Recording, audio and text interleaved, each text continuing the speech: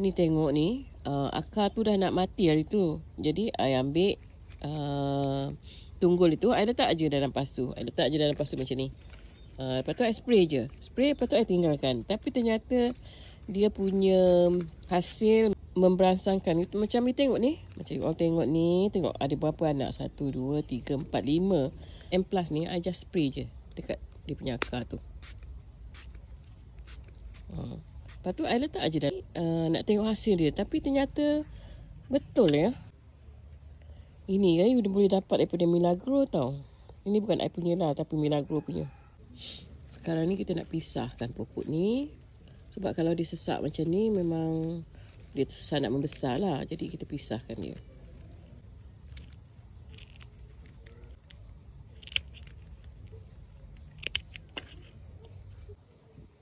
Tengok ni akar dulu ni. Akar asal. Ni tadi saya masukkan pasu besar ni je, tak payah pasu besar-besar.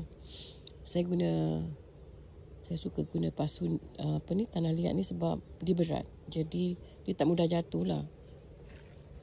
Ni yang satu lagi tadi tu. Jadi daripada 5 tu saya pecahkan dapat 2. Dan kita jangan lupa spraykan ni M+.